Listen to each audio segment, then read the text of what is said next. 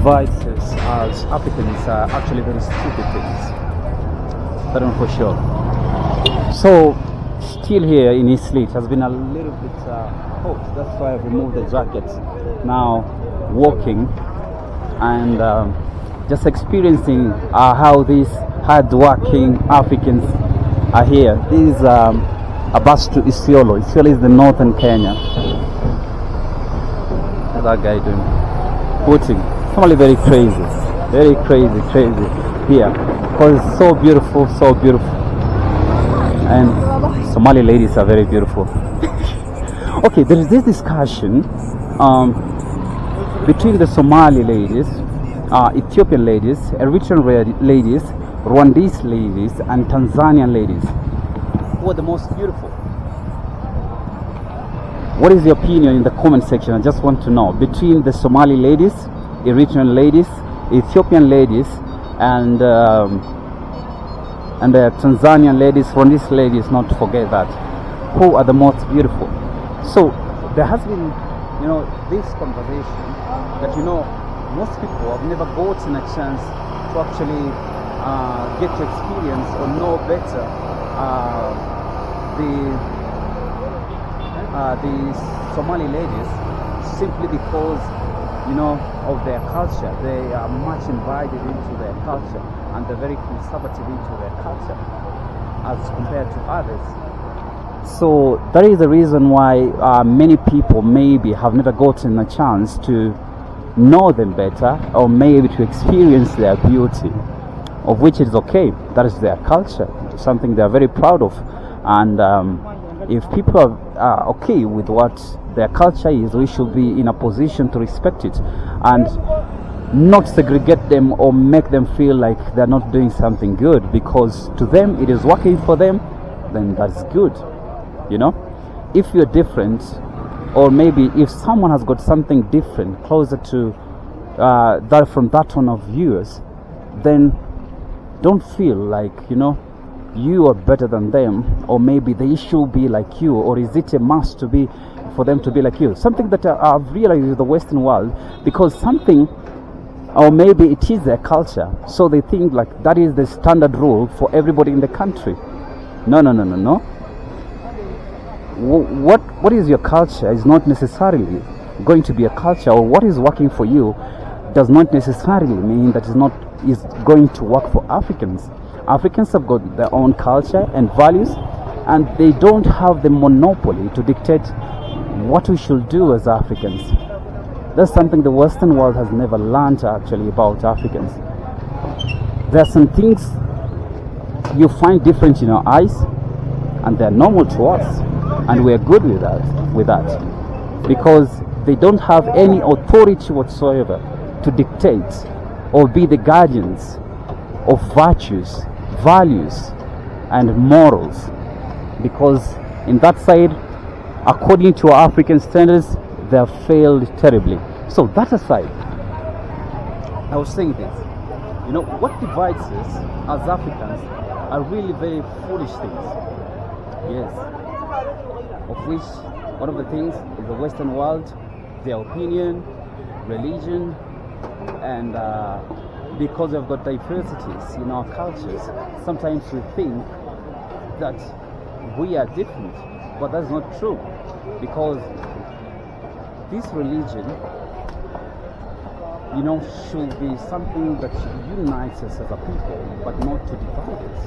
That is something people have never known. If something then divides us as a people and blocks us from expanding and developing as a society, then there is something wrong with that. Something I know about God: there is only one God in the world. No matter where you go, there will always be one God. And at the same time, I believe God wants us to spread that love, to our neighbors, to people, So there is a difference in religion or maybe cultures, but we should learn to have that spirit of tolerance.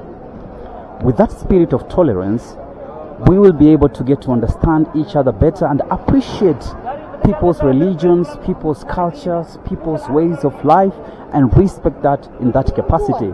But for development, we come together, focus as Africans. Let's focus as Africans. That's why I was saying, imagine, the Somali community. You've seen there in the previous video, these people have been able to create the biggest mall in Africa, So imagine being able to be given a chance or being supported by fellow Africans. Somalia is going to be the biggest economy in Africa. That one for sure, because these people are good in business. Tell me, maybe in the comment section in your home country, how these people are doing in your home country. You realize that they're good merchants, and that is true. So we should be very careful as a people and support our brothers in any way possible. So I want to cross that to the other side as I keep showing you this beautiful Eastleigh, and you can see, man, these people are working hard, man. These people, man, look at this, all these businesses, man. Man, this how, if every African could forget about other forces or maybe other things that inconveniences our unity and focus on building economies, you can imagine where we are going to be. So if we have the spirit of how these people are working hard, hey man, going to be crazy. And whatsoever, we should not allow anybody to make our Somali brothers and sisters to feel like they're not African enough, or maybe they're not part of us just because of religion or maybe a different culture. That is the stupidest thing that we can ever think of as a people, man. So we should focus on what takes us forward as Africans, and just forget about what is dividing us. But the point, when you understand, when we fight, or maybe when we collude with our brothers and not support them in their time of needs or our time of needs,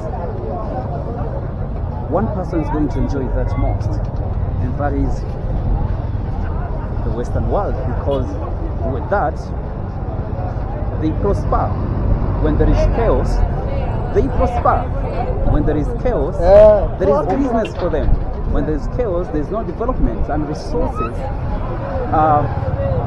going this way, and resources actually can be manipulated in an easy way when there is chaos, and that's what they have been doing in most African countries.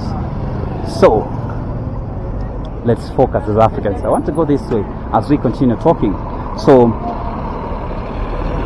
I want to go that way. So hey man, you see these ladies are so beautiful, is that true? Maybe give me a comment in the comment section. As you can see, just tell me what are you saying, man, if that is true what I'm saying or not. Okay, let's go. Something I love most about Somali people is hard working there. That is Garissa Lodge. Garissa Lodge is one of the common, it's like a landmark here in Eastleigh. So you see all this, man, this is business, man.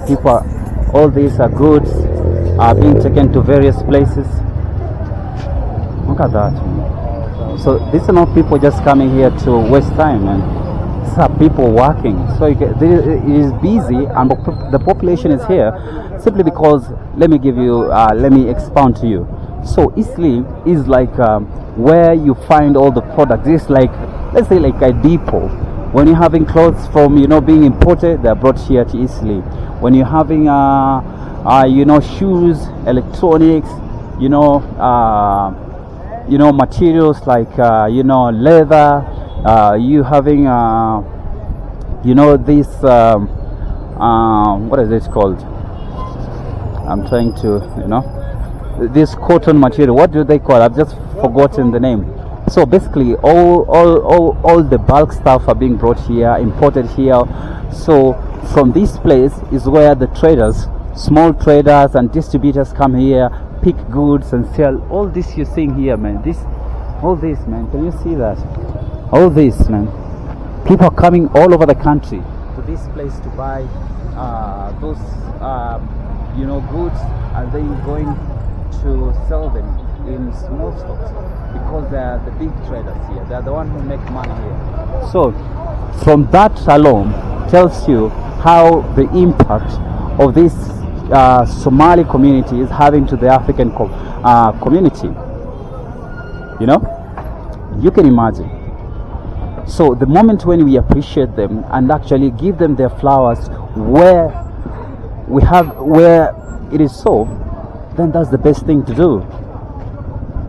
Like, let me tell you, like almost the biggest percentage here, all the businesses. Sasa, I was just saying hello to the lady. She was wondering, what is this guy trying to say? But I understand their culture is quite different from ours, so we should respect that also. So this is it. So I was saying this, you can imagine distributing all over the country. Here is like, take for example a shoe. Maybe you are buying it, for example, let's say a shoe that you go to Nairobi CBD costing around let's say $200, that is 20,000 shillings. So let's use $100, which is the most of the shoes, quality shoes, that is, cost, especially for men, around 10. The one that costs around $100 in Nairobi CBD, here you're going to find it close to $30 or $20. Can you imagine that? So the reason why it's so, because they buy in bulk, and when you buy something in bulk, it is cheaper. So they're the merchants here, man. They're the one who control this trade, man, and we should be able to appreciate that. So imagine if they can be able to spread that knowledge to other Africans. There is a reason why these people have been fought all these years. There is a reason. Because they know these guys are geniuses in this world. They know the exact thing to do. They know all these corners. They know how to trade. And when you know somebody is smart enough in business, man, for some Western worlds, that is dangerous. So guys, that has been enough, man, for today. Here, just telling you that, given a chance, the Somali people are the superpowers of Africa. Yes. They are the superpowers of Africa, man. Just give them a chance. So thank you for watching, man. And consider subscribing, liking. I shall bring you these amazing stories because I know a lot, but many people in the newsroom will never tell you. So guys, have a good day.